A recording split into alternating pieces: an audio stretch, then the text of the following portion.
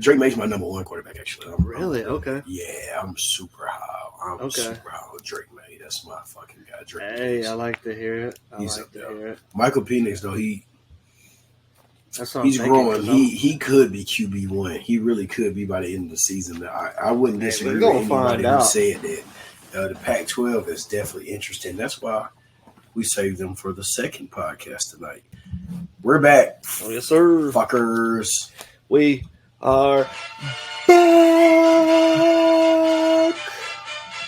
We are back.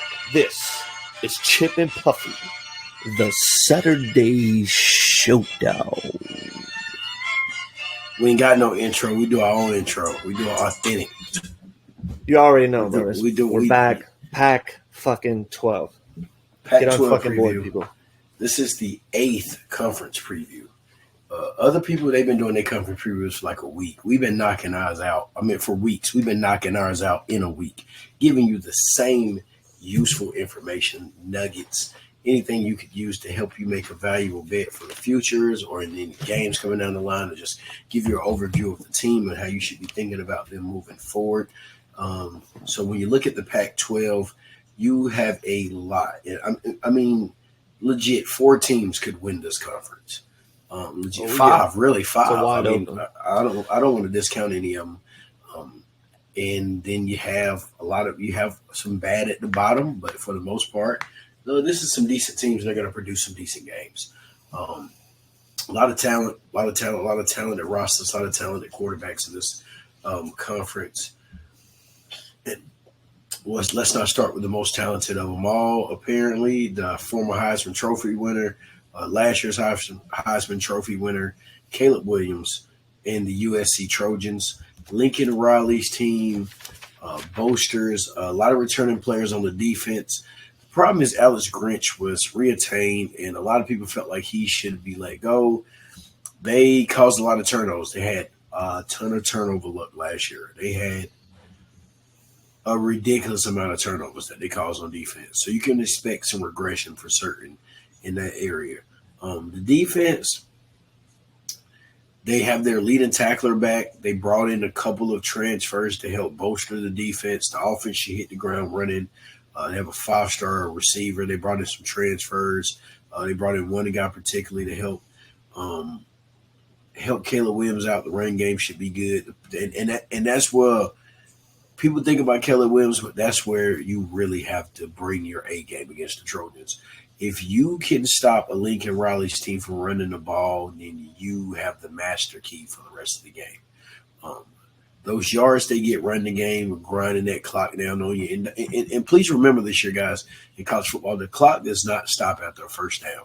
So that's going to change a lot of strategies. But for a team like USC, who people get caught up in Caleb Williams and the offense and the no huddle, what you really have to look for is the run game. Yeah. I'll call timeout. You just said they just took out the first down timeout, or not timeout. Did you not know that? Stops. Yeah, I actually had not heard that. Wow. Yeah, there's no more clock stoppage after the first down. Bro, you could go down the field in 12 seconds in NCAA football 12 with the fucking first downs, timeouts, or clock stop first downs. Yikes! Didn't know that. Interesting. I want to see how it play out. It's definitely gonna take at least 2 possessions from each team a game, depending on the pace in which you play with. So for teams that play slower, you got to be mindful of that, because teams that play slower, there's one maybe 2 less possessions against defensive schools. That's going to benefit them, and then teams that like to go fast, such as USC. Getting 1 or 2 less possessions. We pay attention that early in the season might be an opportunity to bet some unders. This team is plus 200 to win the conference. 9.5 is the win total, minus 170 to the over, plus 138 to the under. They are 4.5 in net target, 2.5 on offense and 2 on defense. They have road trips to Notre Dame and Oregon. A lot of people are going to hammer the over on this team. This conference is tough. Those road games are tough.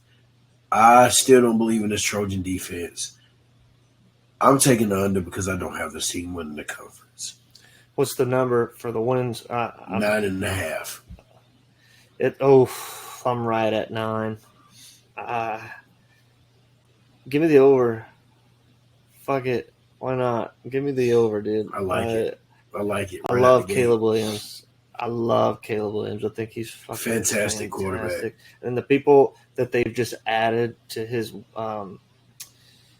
just list of weapons is just great. You got an emerging star of Deuce Robinson, the tight end. He's fucking solid, man. I just really, really, really like Caleb Williams, man. And I think responsible for 52 total touchdowns last year. That's just so beautiful, man. The defending Heisman Trophy winner couldn't beat Utah. Just couldn't beat Utah. For some reason, Utah the last 3 seasons. I mean, the last 2 seasons they lost to them 3 times. Yeah, it's just they just got their number. And then Tulane. I mean, what a Cotton Bowl! What a Cotton Bowl! 45-46. We called it. We called it, and just give me the over for Caleb Williams. I'm excited. Hey man, USC, man, they got a bright future. It's always good when in college football when you the talking blue about bloods Texas are back. is back. Hey, USC could be back here. It's always good when the blue bloods are good in college football. You know what I'm saying? It's always good when USC is good. Yeah. Oklahoma, Texas, Florida. I love stealing the spotlight from a lot of these teams, though. I will say, I love stealing it.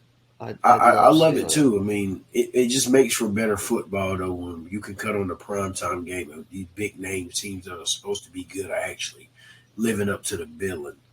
There's nothing worse than getting some boring ass 7:30, 8 o'clock games. Luckily, we get bailed out with that down here because you usually get Clemson as a night game. East Coast, baby. When they're good, or you get some SEC schools that are good, and you get those. Let's talk about Oregon next. The Ducks, plus 320 to win the conference. The Oregon Ducks. Win total of 9.5, plus 100 to the over, minus 122 to the under. In TARP, they are plus 8.5. They are 4.5 on offense and 4 on defense. They average 38 points per game on offense. They return Bo Nix. They return 4 of their offensive line starters. They return 7 on defense, but they're going to miss Noah Sewell for sure. They play Washington, Utah, and USC within 5 games, like a 5-game stretch. So that's going to tell you everything you need to know about this team. They do bring in a new offensive coordinator. This solely rides on how they do between the stretch of Washington, Utah, and USC within 3 games of each other. I mean, we're within 5 games of each other. For me, I like Dan Lannon. I like this team. I'm not the biggest Bo Nix fan, but when I look at this, when I look at what they have returning, I look at the TARP, I'm inclined to think this team could get to 9 wins, but 9.5 is a little too rich for my blood. It's a 10-win team. Do I expect them to lose 2 games? Actually, give me the over. This team's going to win right at 10 games. They're going to win right at 10. Yeah, give me the over for sure, man. Give me the over. Nix. They're going to be better than like USC. them or not, dude. Yeah. Hey, ooh, all right. I like that. That's a hot take. I feel like second best team in the conference. I still don't have them winning it either. I really like Bo Nix, man. I mean, he had like 46 touchdowns responsible for. They had a great offense last year, like a top 8. I hate this phrase, but Bo Nix is a gamer. You know how people say that about guys? I hate to coin somebody as a quote-unquote hate gamer. him or love him, man. He really is. He's a fucking gamer. Good player. He brings it every week, man. He's gotten better since he's win or lose, he steps up to the plate. Yeah, he has. He's gotten way better. He steps up to the plate, dude. Dude, that Georgia, I feel like that humbled him. That humbled him a little bit, dude. Mm-hmm. And then they came out. I think they had a cupcake the next week, dropped 80 on them or whatever. But I like Oregon this year. I like Bo Nix to just keep it going, man. Surprised that he came back, but hey, good for him, man. Hey, Improve good that for him. draft He's happy. both. I'm happy, dude. Improve it, dude, because I don't know. This is a top 10 quarterback coming out. I would think. Yeah, it's a I don't talented know. quarterback class, but he's definitely in You the know what top I'm saying? 10. He's definitely somewhere. Let's talk about the Washington Huskies. My pick to win the conference at plus 340, Washington. Kalen DeBoer's Washington Huskies.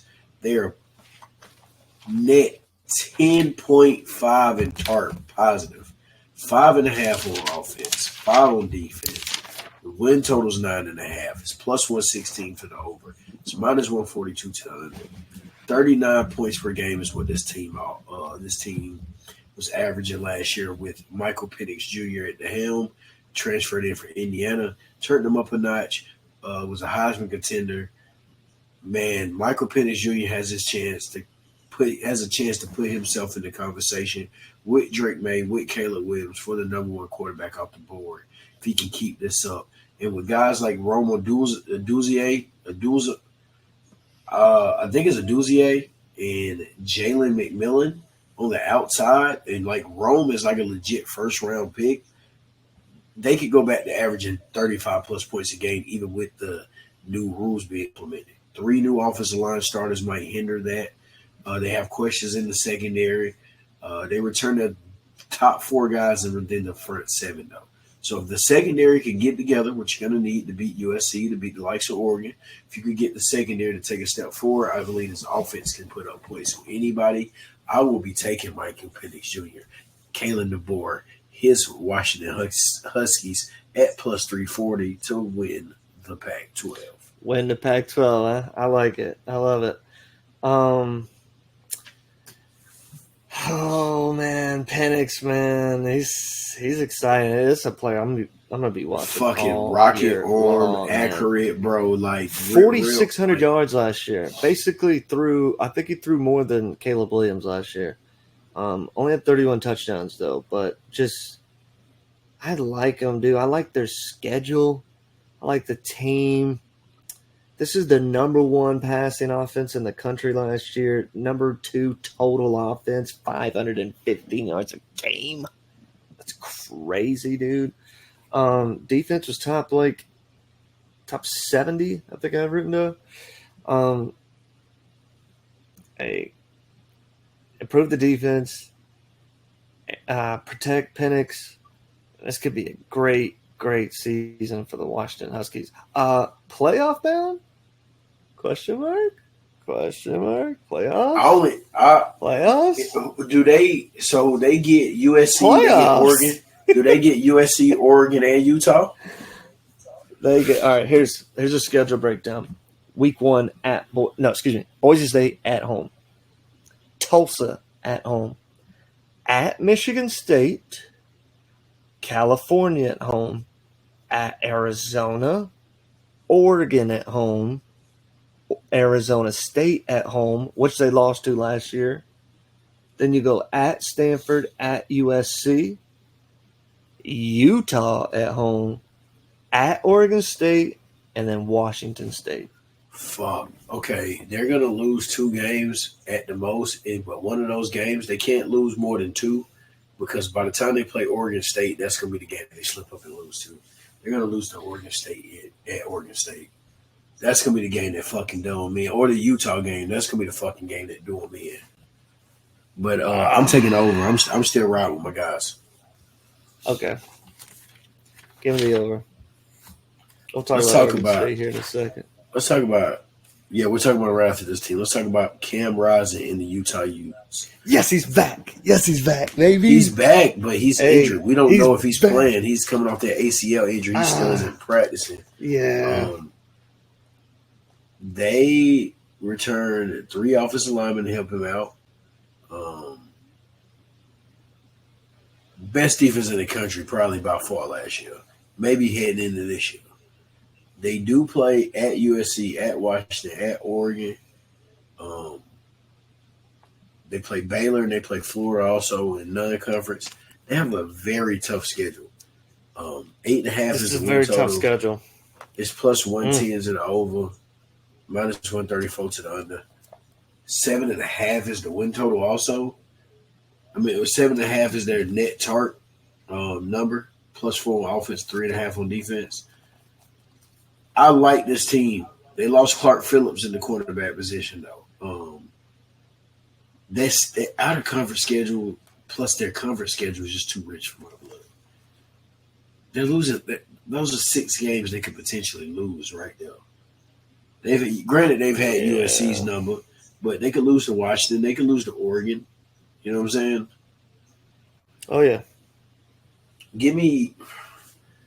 This is an 8-win team, not an 8.5-win team. Give me right. I'm gonna leave it alone. Give me the under. Fuck it. I would Give never me the bet under. against Cal Winningham. I never bet against Cal Winningham. You're a brave soul. You're a brave man. Hey, give me the under, dude. I hope I'm wrong, but give me the under. Fuck I it. respect it. I'm just I respect the crazy. fuck out of it. I can't cap. I respect the fuck out of it. I love Cam Rising though. I love Cam Rising, man. You take the lead That on dude Oregon is like State. one of the. I'm gonna lay the groundwork. I fought with Cam Rising too. He won me money last year when he beat USC. I'm gonna lay the groundwork now for Oregon State, so I'm gonna let you take it. Not -2 in net tart, 3 on offense, -5 on defense, plus 1,200 to win the conference. Jonathan Smith's Oregon State Beavers win total was 8.5, plus 124 to the over, -152 to the under. Take it away. All right, man. I don't know if you got the ESPN or whatever notification, but DJ Uiagalelei is the QB1 for the Oregon State Beavers. Congratulations. Thank you for your services, but I'm glad you're gone. This is not going to be a a coming out party or okay, he actually is good, just had a bad situation. No, man, you're going to see the same shit, man. There's no way. There's no way, dude. I'm going to have to do something crazy if they win like 8 or 9 games this year. Like, I will jump off the porch, dude. My porch is like 7-8 feet off the ground, dude, and I'm 31 years old. Probably not a great combination. But if these boys win 8 or 9 games, bro, I don't understand. I don't know, man. I don't know. They got 5 on defense. A great O-line coming back. That's if you can give them some time to throw, maybe. I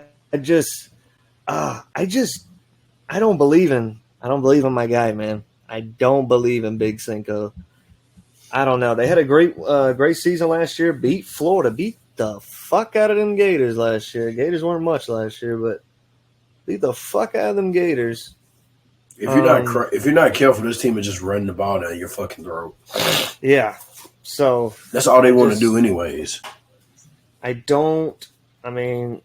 got a top 30 rushing offense, but then you got the 110th passing offense. With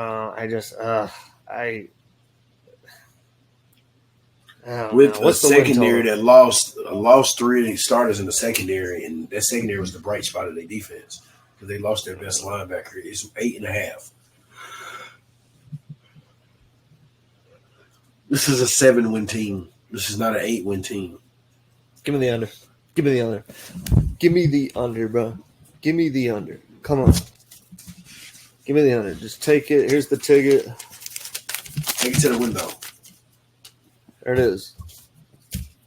Now, it's in there. Let's talk about Chip Kelly and his UCLA Bruins.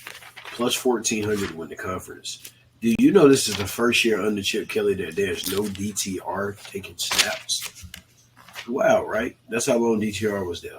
There's no longer. This is the first year without DTR. He's actually doing really good in Cleveland. When you're in fucking college for 7 years, getting coached by Chip Kelly for 4 of them, you should know what to do. But yeah, he's doing pretty good in Cleveland. That's what I was. I'm happy for him, though, man. I like DTR. Oh yeah, me too. Me too. Solid QB right there. 8.5 is their win total in UCLA. Minus 134. Plus 110 to the under. They might roll with true freshman Dante Moore at quarterback. That's what they probably should do. They got a quarterback battle coming in. I think they got a guy from Kent State that transferred. 5-star recruit. Decommitted from Oregon. You might as well just let him play. Carson Steele transfers in from Ball State. They bring back 66% of their line snaps. but they do have 3 new offensive linemen they're trying to integrate. Give up 29 points per game on defense. They do return 8, but they have a new defense coordinator in Danton Lynn. And they return a fabulous pass rushing duo of Latu and Murphy on the edges. I like UCLA. I don't know who's playing quarterback, and I prefer to be the freshman so he can take his lumps early. If this was not a freshman quarterback, this team would be sneaky a bet to go win. They probably win the conference if they had DTR. I think they really would. They'd be right there. They'd be right there. They got to fix this defense. I don't know who's playing quarterback. I got to see Dante Moore. I want to lean over 8.5 real bad. I really do. But I'm not a fool, and I'm not trusting a new freshman, true freshman quarterback. Give me the under because this feels like a 7-win team as well. Okay, I want to do a side note or track back to Oregon State. I'm gonna put a bet out there that I think DJU will throw 27 touchdowns this year with that nice line.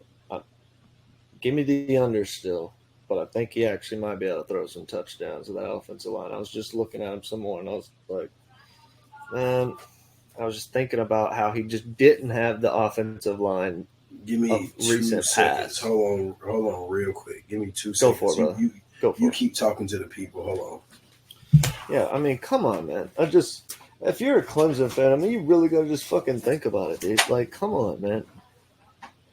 5-star recruit. You're coming off Trevor Lawrence, and then you're going straight to DJU, man. You go watch that fucking Notre Dame game, and you're thinking, oh, we got the next prodigy. This is 3 generations in a row of 5-star excellence. And it was a complete fuckery, dude. I mean, it was a complete fuckery. And to get the production that we got from him based off all the hype, all the statistics, the look, I mean, prototypical. I mean, bro, what is this fucking guy's measurements? Because it was, what is he? He's 6'4", 251 this year. I think he gained some pounds back because he was weighing 230, or maybe 240 that last year. And that's what they were saying. They said he lost weight. He lost 30 pounds. He's going to run. We're going to run him. Dude, he just folds when the pressure's on. But if you give him a good offensive line, who knows? He may have the time to make the throw. But he has zero confidence. He has zero fucking confidence. And when you're a fucking quarterback, especially a 5-star quarterback at a Power 5 conference, dude, get the fuck out of here with that confidence bullshit. You better be ready to play. You better do the film, do the work, put in the time, put in the effort.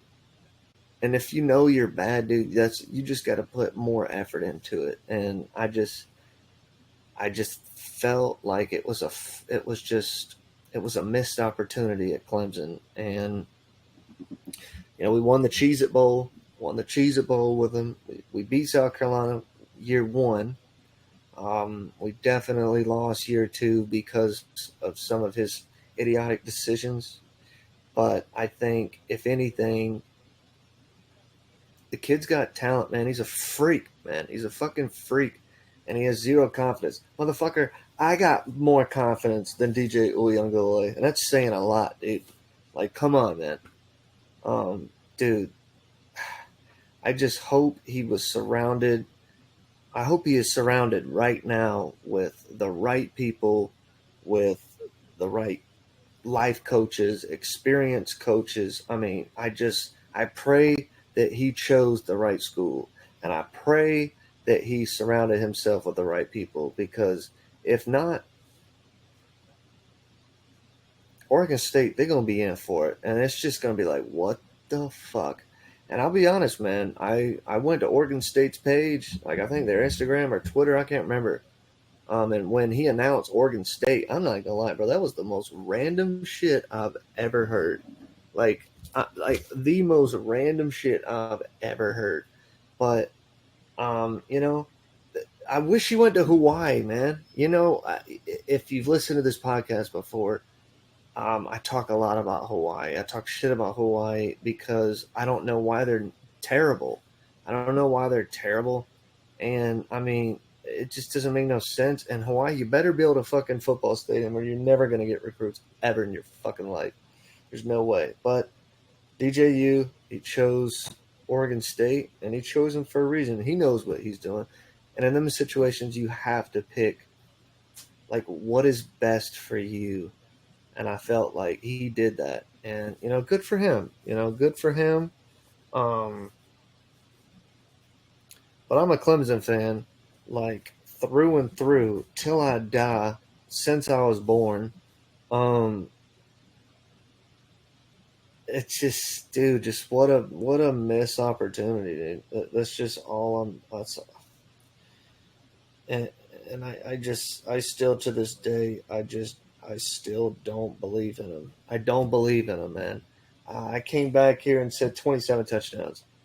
Mm, mm, mm. I don't know, man. You give him the offensive line, he should be straight, but who knows, man?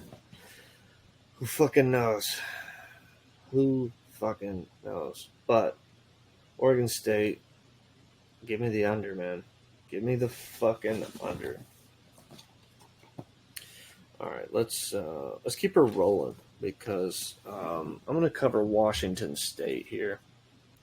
Wife's coming home.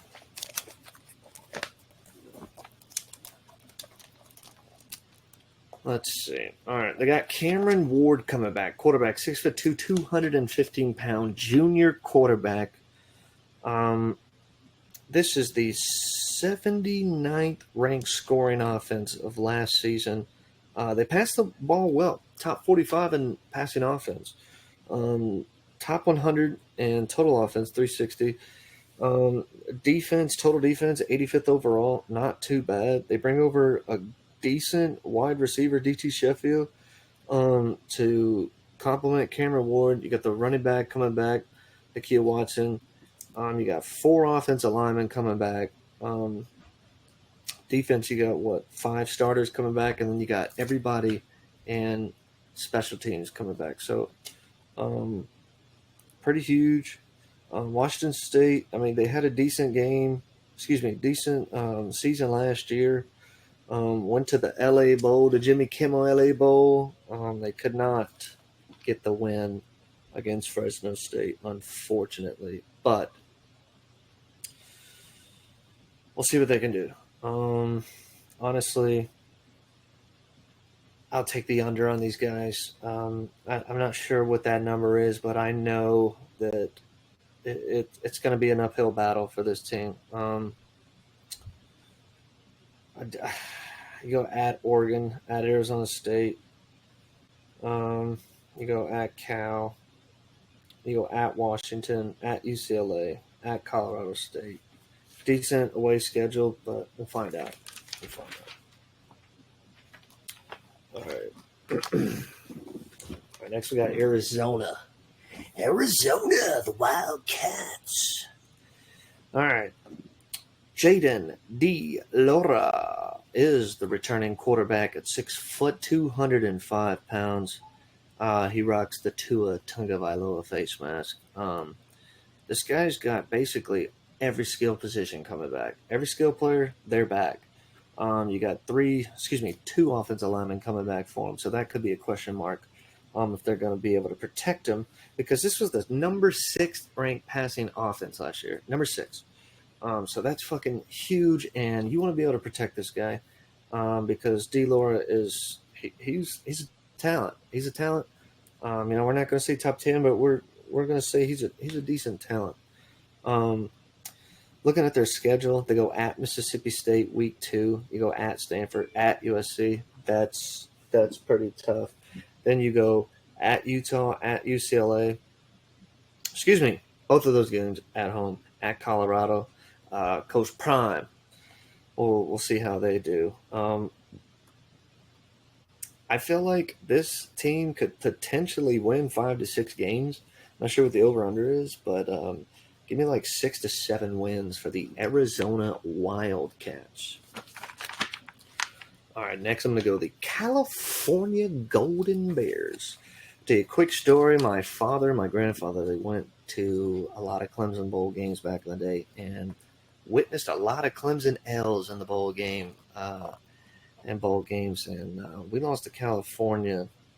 Don't quote me on the score, but I think this was when my dad had just graduated. So this is the 80s. I think they blew us the fuck out 44-0 or something like that in the Citrus Bowl, if I'm not mistaken.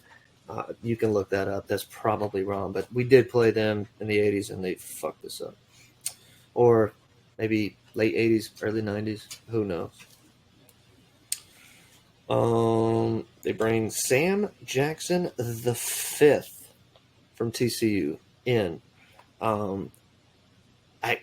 That's going to be a question mark because he played 2 seasons at TCU, but when did he play?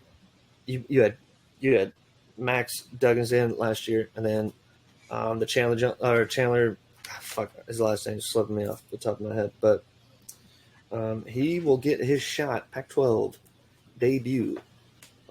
He's got basically every single skill position back, and he's got 5 offensive line starters coming back. Come on, man, that's perfect because this is a top 30 passing offense from last year. They need to be able to protect the new guy, and I think they will. You actually got 6 returning on defense. Come on, welcome back to the pod, dude. I'm not gonna lie, man. I kind of covered 2 teams while you were out. I covered Arizona, I covered Washington, and actually only 2 teams. I'm on California. I'm about to wrap them up. Give me the under on California. 4-8 last year. Probably do the exact same. Yeah, I can wrap it up real quick.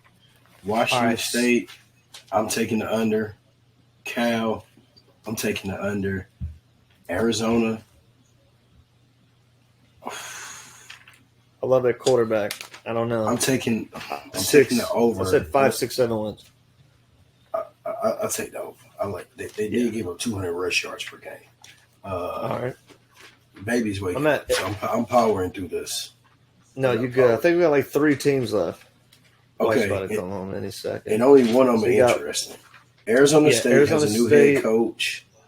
They brought in over 30 transfers, and they have a 3-way quarterback battle. 4 new offensive line starters. On the defense, they gave up 31 points per game. They're thinking about starting Drew Pine, who transferred from Notre Dame. I'm on the under for that team, too.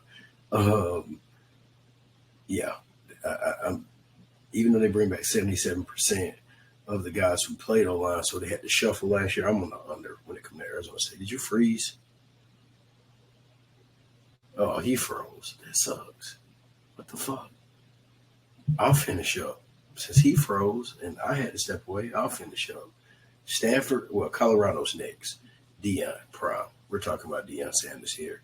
He brought in over 70 new players. He's running this like an NFL team. You got some people who are kind of pissed off at Deion Sanders, and they want some revenge. He just takes me, we froze.